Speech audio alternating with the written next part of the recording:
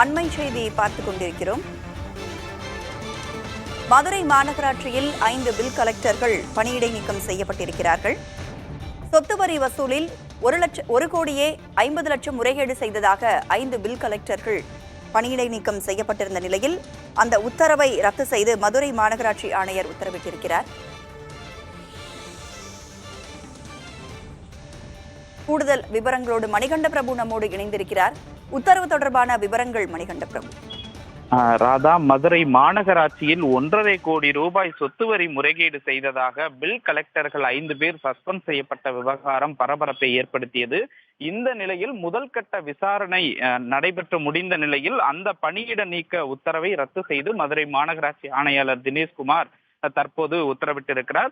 மதுரை மாநகராட்சியில் சொத்து வரி மூலம் முறைகேடுகள் நடந்திருப்பதாகவும் இதன் மூலம் மாநகராட்சிக்கு 1,50,00,000 கோடி ரூபாய் வருவாய் இழப்பை ஏற்படுத்தியதாக மதுரை மாநகராட்சிக்கு உட்பட்ட 5 மண்டலங்களில் பணிபுரியக்கூடிய பில் கலெக்டர்களாக இருந்த ரவிச்சந்திரன், ராமலிங்கம், மாரியம்மாள், கண்ணன், ஆதிமூலம் உள்ளிட்ட 5 பேர் கடந்த மாதம் சஸ்பெண்ட் செய்யப்பட்டனர்.